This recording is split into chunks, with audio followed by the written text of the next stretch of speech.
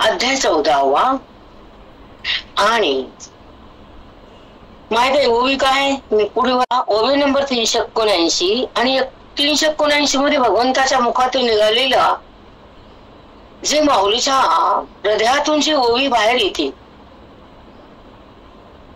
ती अज्ञानी पुरुषाला सिद्धता प्रदान करते आणि बंधन निघून जातो आणि बुद्धीला ब्रह्मत्व येतं आणि ती देहातून अलग होती आणि भगवंतामध्ये विलीन होती.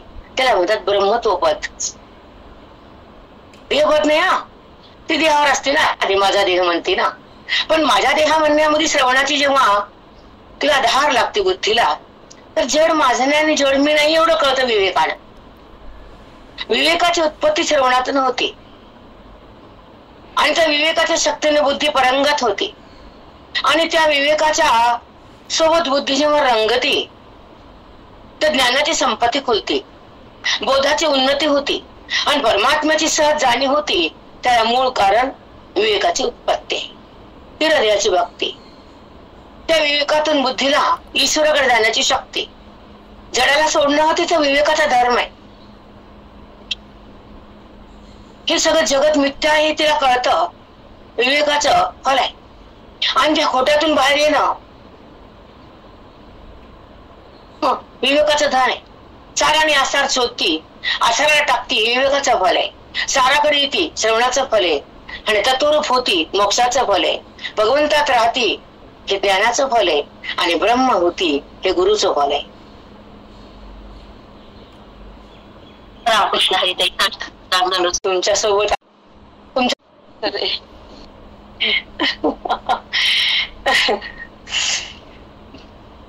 एक सांगू,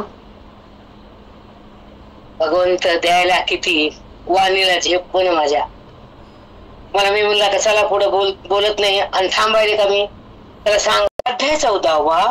ओवी नंबर 388. आणि ज्ञानाचे सांगावे येचे दृष्टी नावे योगाचे घवे सर्वस्व. ज्ञानाचे सांगावे. हे ज्ञान एवढं उत्तम आहे. हा मार्ग सुंदर आहे भगवंताच्या प्राप्तीचा. खूप छान आहे ते. योगाचे अगवे सर्वस्व. हे योगामध्ये तुम्ही सर्वस्व साधे भगवंताची प्राप्ती. आता खाली सिंधू आणि जळचरा माझी लागली अखंड धारा तैसी वृत्ती वीरा प्रवर्तेतो. तैसी वृत्ती वीरा प्रवर्तेतो. तैसी वृत्ती वीरा ज्ञानानं शूरवीर बनला आणि त्याची वृत्ती सतत माझ्याकडे. जशी पावसाची धार आणि समुद्र सतत दोघांचा संबंध आहे, तसा ज्ञानी महत्वाचा आणि माझा सतत संबंध आहे. तैसी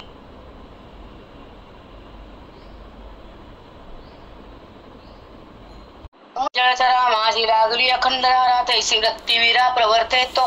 तशी वृत्ती वीरा प्रवर्तेतो. त्याची वृत्ती त्याची प्रवृत्त होती माझ्याकडे. तो वीर आहे, त्याला तो धीर आहे, त्याला माझा स्पर्श आहे. काय बोलायचं हे सर बोलू का? शब्द आहेत का आमच्याकडे तर मला सांगायला? माऊलीचं ज्ञान माऊलीला सांगावं. आम्ही निमित्त मात्र उग बुचकी इथे बसवलेले बुचगावनं. आमचा अधिकार तरी काय सांगायला. आता ऐका. काकू हे सी आकाशा तोडी सांडा नाही जैसा तो परमपुरुषी तैसा एकवटेगा. परमपुरुषी तैसा एकवटेगा. तसा समुद्राचे धारण पाऊस एकरूप असते, त्याला बाजूला कुणीच काढू शकत नाही. तसा सिद्ध पुरुष ज्ञानी पुरुष माझ्यापासून भिन्न कधीच राहू शकत नाही. एकवटेगा पैसे एकरूप असतो. ऐका. तो परमपुरुषी तैसा एकवटेगा. कुहेसी आकाशा. कुहा म्हणजे विहीर. विहिरीच्या तोंडातलं आकाश गोल आणि बाहेरचं आकाश. या विहिरीच्या कट्ट्यामुळे बाहेरच्या आकाशाचा आणि त्याचा जो सांडा आहे ते जोडला जात नाही, कारण मध्ये भिंत आहे ना दगडाची. सांडा कोणीच काढू शकत नाही. विहिरीचा मधलं तोंडाचा आकाश आणि त्याच्या बाहेरचा आकाश, ती सांडा जोडला जात नाही कारण मध्ये दगड आहे. पण ते दोन्ही आकाश एकच आहे. बाहेरचा असो का आतला असा तर ते त्याने हा माझ्याशी एकच आहे, दोन नाही. समजलं का? हो माऊली. समाधी लागायची वेळ येते कधी कधी तर ग्रंथच ठेवू वाटत नाही कधी कधी हातातला. काय ज्ञान आहे त्यांचं आगात आणि आपलं काय मन घाण आहे. हे तुझं माझं तुझं तेव्हा काय बुद्धी किती घाणेरडी आहे.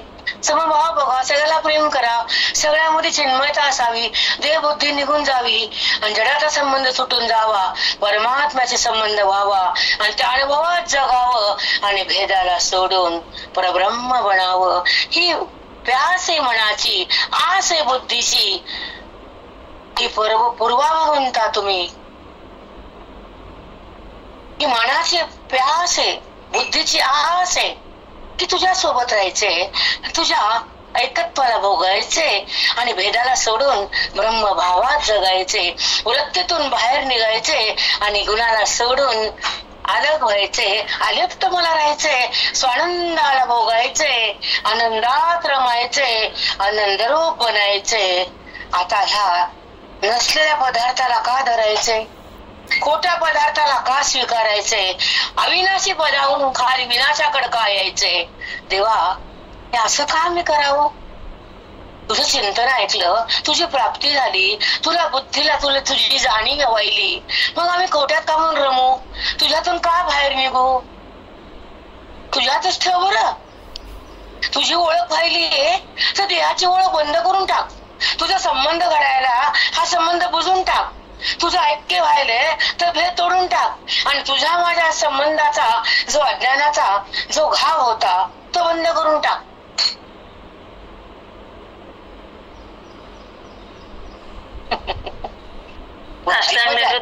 बुद्धीला अज्ञानानं घाव टाकून तुकडे करून तुझ्यापासून देहाकडे आणलं होतं अज्ञानानं. पण तू सांगितलं गीतेमधून की माझा जीव ममी अंश आहे, माझा अंश आहे, तो मला ओळखत नाही म्हणून जीव ईश्वर कस्ती होतो आणि मला भिन्न पाहताना तो मला भिन्न बघतो, त्याला त्रास होतो.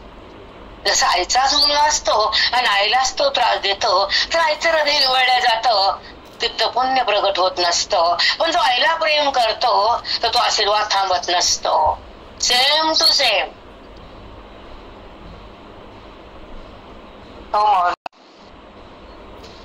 खूप सुंदर.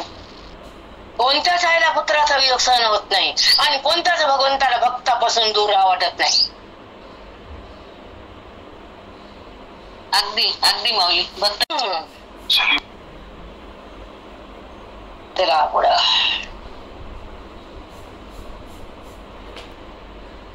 उभे नंबर 399 नाही 91. प्रतिबिंब आणि बिंबवरी प्रभेशी जैसी उजरी ते सोहम वृत्ती अवधारी तैसी होय. ते सोहम वृत्ती अवधारी तैसी होय. सोहम काय सांगत, तो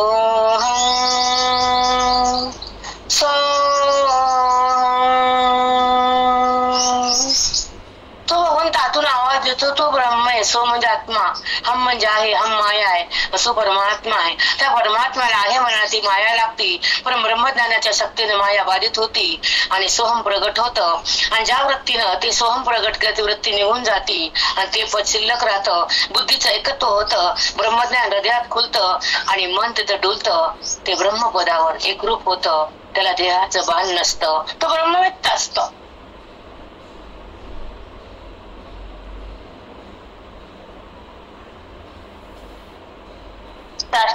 माऊली. तो वृत्तीवर नसतो बेटा. व्यवहार कुठला त्याच्याशी, व्यवहार हा त्याचा नाहीच आहे. कारण तो निर्व्यवहार, निर्व्यापार, निर्विकार, निर्व्यवहार, निर्विकार, निर्व्यापार तसा त्याचा भाव असतो. व्यवहार हा बुद्धी हा इंद्रियाचा आणि त्या गुणाचा आहे. संबंध आमचा ईश्वराचा आहे, हा ज्ञानी महात्मा त्या मोक्षाचा आहे. तो व्यवहाराला पाहतो, अज्ञानी व्यवहारात राहतो. सेम सेम आहे का? हे शब्द पुन्हा भेटणार नाहीत, कदापि नाही. आहे दिवाळी करून घ्या, दुपारचा पाठ. जास्त काम आलं तर बंद कराल, कारण जर इथून यायला तर तुमच्यासाठीच असतं. ते आईच्या स्तनात दूध तर बाळासाठीच आहे, बापाचं धन पोरासाठीच आहे, आईचं प्रेम लेकरासाठीच आहे, ईश्वराचं ज्ञान संतापाशी आहे, जगासाठीच आहे. रामकृष्ण हरिताई साष्टांग मान्य वाणीतून बाहेर येतात ते कधीही गलत नाही, कारण एवढे शब्द आम्हाला माहित नाहीत. काल ते हिंडणार होते, ज्ञानेश्वरी वाचले संध्याकाळी उगं बोट फिरले आणि ठेवून दिली, कारण त्याचा नियम असतो ज्ञानेश्वरी हातला तो झोपत नाही. आम्ही त्याला ठेवला, हात लावला, झोपले. म्हणजे माऊली असं राहिलं, तैसे नाही धारी तैसे होय सोमवृत्ती. सोमवृत्ती का म्हटले? सोमवृत्ती कशी असते, केव्हा उत्पन्न होती, केव्हा त्याची जाणीव होती, अहमवृत्ती कशासाठी, देहाचा भाग कसा होतो, ईश्वराचा स्पर्श कसा बुद्धीला येतो, जगातून बुद्धी बाहेर कशी येते, परमात्म्याची ध्वनी कशी ऐकती, त्या भगवंताला कशी जाणीव होती, ती सोहममध्ये कशी राहते, तो ध्वनीला कसा त्या बुद्धीला आपल्यामध्ये येतो, आणि तो सोहम ध्वनी आणि बुद्धीचा संगम होतो, आणि तो परमात्माच आहे असा अनुभव होतो, आणि तो ब्रह्मवेत्ता आपल्या स्वरूपात जातो आणि आपल्या मूळ तत्वाला पाहतो, अभिन्न रूपानं राहतो आणि देहातून भिन्न होतो. हे ज्ञानाचं फळ चापतो, अज्ञानातून बाहेर निघतो, परमेश्वराला बघतो, परमेश्वर बनतो. हा ज्ञानाचं फळ तो मग तो कोटी कोटी दंडवत रामकृष्ण तैसी होय. सो म्हणजे आत्मा, हम म्हणजे आहे, आत्मा आहे, तो आहे म्हणायला ती माया लागते, आणि ती माया ब्रह्मज्ञानानं बाधित होते. त्या ज्ञानात ब्रह्मत्वात बुद्धीचं एकत्व होतं, ते ब्रह्मज्ञान हृदयामध्ये जुळतं, ती बुद्धी ब्रह्मपदावर एकरूप होते. तेव्हा तिला देहाचं भान नसतं, तो ब्रह्मवेत्ता असतो, तो वृत्तीवर नसतो, व्यवहारात नसतो. व्यवहार करून तो निर्व्यवहार, निर्विकार, निर्व्यापार असतो. व्यवहार गुणाचा आहे, माझा तर संबंध परमात्म्याचा आहे, अशा त्या मोक्ष स्थितीत तो असतो. व्यवहाराला तो पाहणारा असतो, आणि अज्ञानी हा व्यवहारामध्ये राहणारा असतो. ईश्वराचं ज्ञान हे फक्त संतांसाठी आणि जगासाठीच आहे. जेव्हा अहमवृत्ती जाते, देह बाद होतो, ईश्वराचा स्पर्श बुद्धीला येतो, तेव्हा बुद्धी जडातून बाहेर येते, आणि तो त्या सोहम ध्वनीमध्ये ती जाते, सोहम ध्वनीत एकरूप होते. त्यात बुद्धीचा संगम होतो, तो परमात्म्याचा हा अनुभव तो ब्रह्मवेत्ता घेतो, तो स्वरूपात असतो, तो आपल्या मूळ रूपाला पाहतो, आपल्या स्वरूपाशी अभिन्न असतो, तोच मी हे ज्ञानाचं फल तो चाकतो. असा तो ब्रह्मवेत्ता परमेश्वर बनतो, तो परमेश्वर बन साष्टांग. खूपच सुंदर. असा भावार्थ होईचा कळ शब्दावरचे वाक्य ते एक सोहम, दोन शब्द, सो एक शब्द आहे, सो हो एक शब्द आहे, वाक्य पण नाही. खरंच आहे माऊली. हा ध्वनी अखंड सुरू असतो, पण कुठं ऐकू येतो? तुम्ही सांगितल्यावर ते असतो ध्वनी हे कळतं, ऐकू तर येतच नाही, पण त्याच्यामध्ये एकरूप व्हायचंय. आता ते सोडून दे, पण त्याचा अर्थ सांग ना, बाकीचं बोल नको. बाकीचं तेच तर सोहमचा. खूप माऊली, खूप निघाल. हॅलो, जे गुरुजींचं धन आहे ते निरपेक्ष आहे, सापेक्ष नाही, कशाच्या अपेक्षा नाहीये. म्हणून ही वरदय बोलतो खन खन खन, कळतं का? हो हो हो माऊली. कुठल्या आपल्या सगळ्या हृदयामध्ये जो ईश्वराची भेटीचा जो ओढ असते, ओढ, ती संतांचं धन आपल्याकडे येतं. जसं जन्मला पोरग बापाचं दुसरं छोट आणि एक मोठं असतं, त्याला जन्मल्यावर वाटणीचं पत्रक मिळतं की नाही? हो माऊली. हक्क हो हो मिळतो. छोटं जरी बाळ असतं जन्माला आणि मोठं जरी असतं, तर वाटणीच्या असत्या पाळण्यातल्या बाळाचं पण वाटणी काढतात की नाही? त्या बाळानं काय कमी होतं? काहीच नाही, काहीच. हो माऊली. ऐसे निमग परस्परे ते सोहमवृत्ती सॉरी प्रतिबिंब निबिंबवरी प्रभेची जैसी उजरी. अजून हा एक प्रतिबिंब आहे, अनेक बिंब आहे.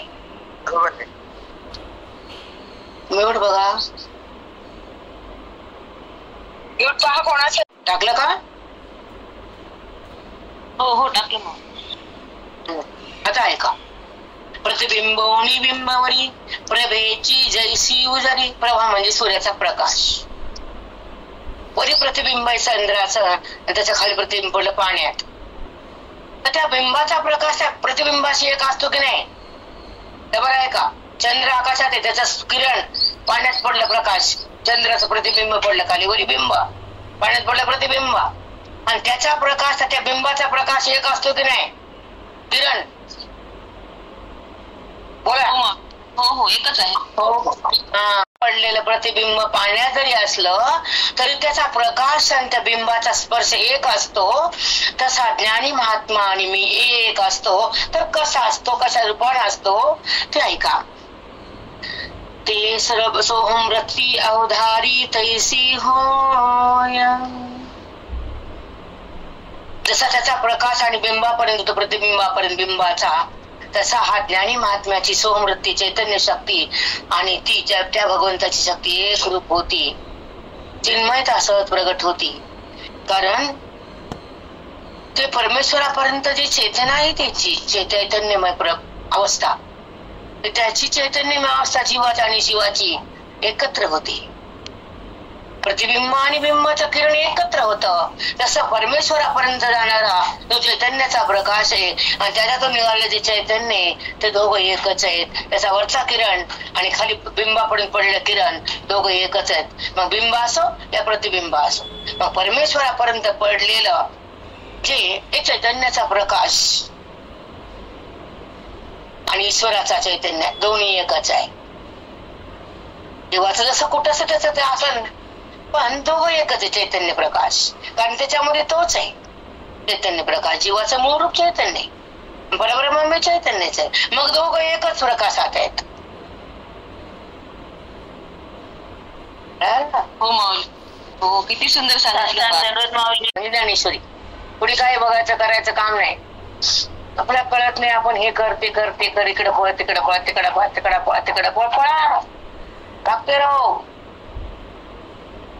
जैसा सैन्यवाचारवा सिंधू माझी पांडवा, विराले या विरवावा हेही टाके, विरालेला विरवावा हेही ठाके, विराले या विरवावा. या शब्दामध्ये गूढ रहस्य आपण इकडे बघत नाही. विरालेला विरवावा. जसा समुद्रात पडलेल्या मिठाच्या खड्याला विगरावं लागत नाही, आपोआप विगरतो, तसं बोधान बुद्धी माझ्याकडे एकरूप होती, विगरून जाते, माझ्यापाशी थांबती, ती संपत्ती बुद्धी. मिठाचा खडा पाण्यात पडला की त्याला विगरायची कोणती प्रक्रिया करावं लागत नाही, आपोआप विगरत चालतो. तसं बोधान मन माझ्यामध्ये एकरूप होत, त्याला एक व्हायची गरज नाही. किती छान आली साष्टांग, खूपच सुंदर. हिऱ्याचे व्यापारी खूप कमी ठिकाणी, बिनटेक्सला उत दुकानात गर्दात गर्दा. हिऱ्याच्या दुकानामध्ये एखादे गिऱ्हाईक असतं, ते मुद्रा धंदा 50 लाख 60 लाखाचा हिरा, एकच गिऱ्हाईक बस होते. हिऱ्यामध्ये हिऱ्याकडे गर्दी नसते. हिऱ्याच्या व्यापारीला गिऱ्हाईक एकच आहे आणि पालकच्या भाजीवर गिऱ्हाईक भरपूर आहे, कारण पालक गरीब नसते. कळलं का? हो माऊली. हे दे ते दे, हे दे ते दे, हे दे ते दे. ते ऐकत, ते घेत, ते देत, हे घेत, शेवटपर्यंत हे धंदा. दुसरं काय? अभेद मागायचा. भगवंताच्या ओळखीसाठी वेदांताकडे येणारे फार कमी, बोटावर माजणारे, अद्वैत कुसरी विरळा जाणे. द्वैताकडे येणारे फार कमी आणि द्वैतामध्ये नसणारे खूप. पण द्वैतातून भक्तीचा आरंभ आहे, पण त्या भक्तीपासून ज्ञानाचा प्रारंभ आहे. किती छान ताई. ही अभेद भक्ती आमची, ज्ञानाची अभेद भक्ती आहे, मोक्षाची स्थिती आहे, स्वरूपाची प्राप्ती आहे, आनंदाची रीती आहे आणि स्वानंदाची स्थिती म्हणतात त्याला आहे. त्या सोपं आहे का हो? मी उग का ते व्हिडिओ काढले 2 मिनिटं, भूक लागली, किती व्ह्यूज, आम्हाला उल्हास आहे, नवीन नवीन असते नाद पुन्हा कोण बघतो त्याला? बघा ते म्हणलं माहिती उठले पुढे जाय ना, माहित आहे फोन कर, माहित आहे का मरेल का, तिथे काय करा अरे म्हणतो तिकडे. आपलं चिंतन व्हायली, आपलं तपस्या व्हायली, इकडे येणारा गिरायकच नसला ते कोण काय करील? हे चिंतन ऐकायला आणि आवडायला कुठे जन्माचं पुण्य पदरात असेल तर कोणी ऐकले? शुद्ध पुण्य लागतं ऐकायला.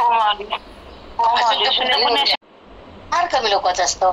ज्या ठिकाणी वेदाचं मंथन करणारी वृत्ती, भगवंताची जाणीव करणार अंतःकरण आणि ईश्वराचा बोध हृदयात साठवणारं मन फार कमी आहे.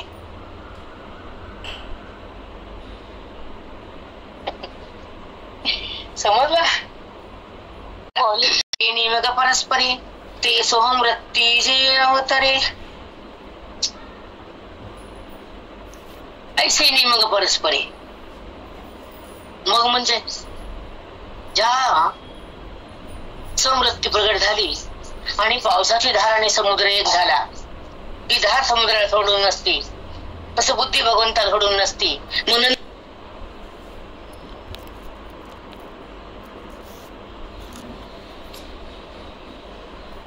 समजून घ्या. आणि एक सांगते, जर कळालं नाही असं कुणी म्हणत नाही, तर कळालं नाही तर बोलत जा ना, तर बोलत नाही बाया. माझं म्हणणं आहे की जर नाही कळलं तर बोलायचं. चला, श्रवणानं एक उच्च बनते तेव्हा तिला बोधाला पकडायची ताकद येते. ही ज्ञानाची रीती आहे. म्हणजे तुम्ही तिथे कमी पडत, ऐका तिथे तुम्ही कमी पडता तर नाटक करून बोलतात, कळतं पण सांगता येत नाही, याचा अर्थ कळत नाही. अहो नाही शब्द करा वेळ नसतो, तुम्हाला गुणातून यायचं नसते आणि असं माझ्यासमोर बोलायचं असतंय. त्या बोलण्याचा इकडचा विचार, इकडचा अभ्यास, इकडचा निग्रह कमी असतो. तुम्ही भगवंताला बघितलं मी आता, जाते सगळ्यांच्या घरी राहते, कोण किती अभ्यास करतं, कोणाला किती आवड दिसते, पण बोलले की आम्हाला वाईट बनतात आणि तुम्ही चांगले ठरतात. असं ऐका, ज्याला तीव्र जिज्ञासा आहे तो झोप विसरतो, भूक विसरतो, पण अज्ञानाला समाप्त करण्याचा प्रयत्न करतो. सांगा तुम्ही झोपेचा टाइम बदलला का? तुम्ही कधी सोडली का झोप? दुपारची, संध्याकाळची, फिरायचं, हे काय सोडतात? जी तीव्र जिज्ञासा असते, श्रवणामध्ये काय सांगितलं, ओबीमध्ये काय बोललं, श्लोकामध्ये भगवंतानं काय मांडलं, आणि या साधकाच्या ठिकाणी संतानं काय दिलं, आपल्या वृत्तीमध्ये काय बदल झाला, आपण काय सोडलं, आपला तमोगुण सुटला का, आपले गुण बदलले का, आपण देहातून बाहेर आलो का, वृत्तीचा विकार गेला का, जगताचा भ्रम सुटायला का, हे तुम्ही स्वतःला शोधा ना, मग तुम्हाला बोलता येतं. माझे हरी, हव्यास सुटावा, ध्यास लागावा भगवंताच्या भेटीचा. आपला हव्यास कमी करा या आयुष्यात, आता ध्यास लागावा, भ्रम सुटावा. अभिषेक निघाला बाबा, लगेच अभिषेक. आता ऐका, ऐसे निमग परस्परे ते सोमृत्ती ही जे अवतरे. ऐका, ऐसे निमग परस्परे, त्या भगवंताच्या बोधामध्ये बुद्धी जेव्हा सहज जाते आणि तेव्हा ते बोध, तो ज्ञान, ती अवस्था, ती स्थिती तिला भोगताना समृत्ती प्रगट होती. तो ध्वनी तिच्यामध्ये येतो बुद्धीत, तो ध्वनी ती ऐकते. म्हणजे सोहमचा नाद तिला आवडतो आणि त्याच्यामध्ये ती जाते. मग ती सो म्हणजे आत्मा आहे, हम म्हणजे आहे, मग मी आत्माच आहे असा तिला दृढ अनुभव होतो, विश्वास होतो. त्या सोहमवर तिथं राहते, ती सोहम मध्ये राहते, अहम मधून येते, अहम मधून बाहेर येते, सोहम मध्ये सतत राहते. मग ऐसे नीती परस्परे, ती सोहम आणि ती बुद्धी एकमेकाचं अटॅचमेंट वाढती आणि अहम भाव बदलून जातो, बंद होतो. ऐसे नीती परस्परे, कळालं? इथं अर्थात नाही येते, बघा वाचून. होत आहे. रामकृष्ण हरिदाई साष्टांग बरे, ती बुद्धी आणि तो भगवंत, तुम्ही तुम्ही तुम्ही असा भाव होतो. देहमी हा भाव बंद होतो, अज्ञानाचा काळ समाप्त होतो, वृत्तीमध्ये ईश्वराचा प्रकाश येतो, तो परमात्मा मी आहे असा अनुभव येतो आणि वृत्तीचा आणि ईश्वराचा तिथं एकमेकाशी परस्पर त्या सोहमच्या ध्वनीमध्ये बुद्धी नाचते. अहम मधून ती निघते, कारण अज्ञानाचा तिथं बांध टाकला जातो. ते अज्ञानाला सोडती आणि भगवंताला धारण करते. तेव्हा ती आपल्या स्वरूपामध्ये येते, त्या ध्वनीमध्ये बुद्धी स्वच्छ आणि आनंदात राहते, तिला देहाप्रती नसते. ऐसे नीती परस्परे, भगवंताचा आणि बुद्धीचा तिचा एकतेचा अनुभव तयार होतो. तेव्हा ती मी सोहम आहे असं म्हणती नाही जाणती अनुभवती तेव्हा अहम वृत्ती निघून जाते. हो ताई, खरं अगदी खरंय. चला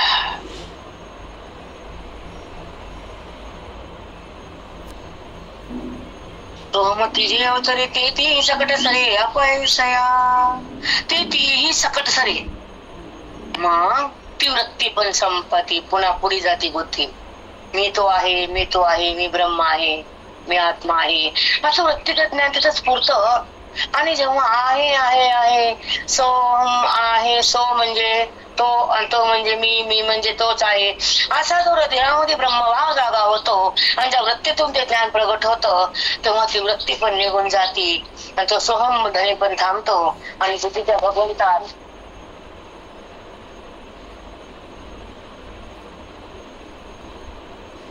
हो ताई. तिच्या भगवंती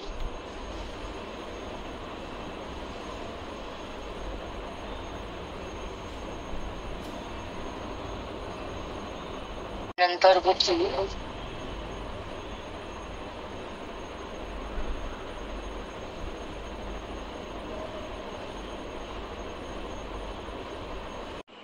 आपला टाइम झालाय. 8 तास परस्परे एकत्र आले बुद्धी आणि भगवंत एक झाले आणि त्या बुद्धी भगवंताचा आस्वाद बुद्धीने घेतला म्हणजे तो मी आहे असा तिला अनुभव आला सहमती. नंतर ती वृत्ती पण मावळली आणि तोच मी आहे असा अवाच्य पदावरती आली आणि व्यवहारा वाचून ती ब्रह्म झाली आणि ब्रह्मानंदामध्ये सुखावली. तिथे व्यवहार नाही, तिथे शब्द नाही, तिथे इंद्रिय नाही, तिथे वृत्ती नाही, तिथे केवळ साक्षात्कार असतो तो ब्रह्म साक्षात्कार.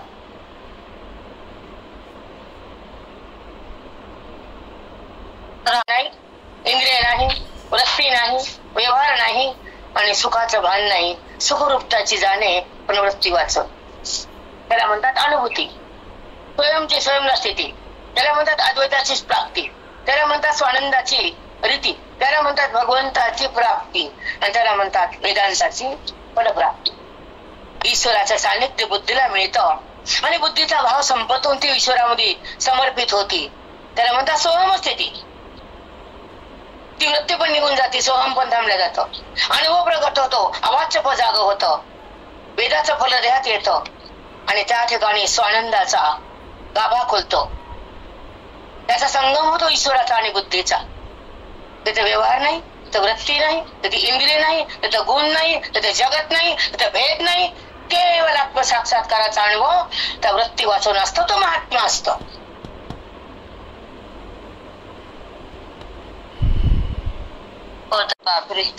वेदाच्या बोधात बुद्धी जेव्हा सहज जाते तेव्हा ते ज्ञान तिला कळतं, ती अवस्था प्राप्त होते आणि ती स्थिती भोगताना ती सोहम नाद ऐकते. त्या ध्वनीमध्ये ती जाते आणि मी आत्माच आहे हा तिला विश्वास होतो. हा दृढ अनुभव तिला नेहमी राहतो. तेव्हा ती अहम मधून बाहेर असते, सोहम मध्ये सतत राहते. सोहम बुद्धी होते. बुद्धी आणि भगवंत हा भेद मावळतो म्हणजे तो म्हणजे मी हा भाव तिथे येतो. अज्ञानाचा काल संपतो, अज्ञानाचा अंधकार जातो, बुद्धीमध्ये परमात्म्याचा प्रकाश येतो. बुद्धी आणि परमात्मा यांचा परस्पर संबंध होतो. बुद्धी त्या सोहम मध्ये नाचते, ती अज्ञानाला सोडते, ती भगवंताला धारण करते, स्वरूपात एक होते, स्वच्छंद राहते, आनंदात येते. बुद्धी आणि भगवंत असा एकतेचा हा अनुभव येतो. मी सोहम आहे हे ती जाणते, हे ती अनुभवते. अहम वृत्ती निघून जाते, सोहम वृत्ती पण पुन्हा संपते. हे वृत्तिगत ज्ञान आहे, ती वृत्तीही जाते. सो म्हणजे तो परमात्मा आणि तो म्हणजेच मी, तो म्हणजे मीच आहे हा ब्रह्मभाव वृत्तीतून निघतच नाही. ती वृत्ती मावळते तेव्हा ते भगवंतातच ती एकरूप होते. ती भगवंताचा आस्वाद घेते आणि तोच मी हा अनुभव म्हणजेच वृत्ती मावळते. तोच मी या ब्रह्मानंदामध्ये ती नाचते. तेव्हा तिथे वृत्ती नाही, शब्द नाही, इंद्रिय नाही, व्यवहार नाही आणि त्या सुखाचंही भान राहत नाही. ती सुखरूपच होते. याला म्हणतात केवळ साक्षात्कार. तो फक्त ब्रह्म साक्षात्कार आहे. तो वृत्ती वाचून आहे. तिथे स्वयंची स्वयंला प्राप्ती आहे, ही स्वानंदाची रीती आहे, इथे भगवंताची प्राप्ती आहे, हे वेदांताचं फल आहे. इथे ईश्वराची जाणीवच नाही, इथे ईश्वराची प्राप्ती आहे. ही सोहम स्थिती हा अनुभव प्रगटतो तेव्हा तो अवाच्य पदावर असतो. हे वेदाचं फल आहे. स्वानंदाच्या गाभामध्ये ईश्वर वृत्ती होते तेव्हा तिथे जगत नाही, इंद्रिय नाही, भेद नाही, काहीच नाही. वृत्ती वाचून हा फक्त ब्रह्म साक्षात्कार आहे. ही खरंच ही अनुभूतीची किती सुंदर अनुभूती. मग आयुष्यात खुल्लास मग ते भगवंताचे उपकार, तुमचे उपकार आम्ही कधीच नाही सोडू शकत. हे आम्ही ऐकू शकलो, श्रवण करू शकलो, हेच आमचं भाग्य, महाभाग्य. रामा कुठे भेटतो प्रेरणा सांग ऐकायला हे. आणि खूप छान सांगितलं आणि खूप छान सांगितलं. हे छान ह्याला म्हणतात. खरंय माऊली, खरंय, हे छान आहे. खूप भाग्य. जाग्यावर बसून पाऊस पडायला वेदाचा 4 वेद बोलायले. गीता खळखळ वाहिली. परमेश्वराची स्थिती हृदयात प्रगट व्हायली. कुठे जायचं आणि कुठे यायचं आता.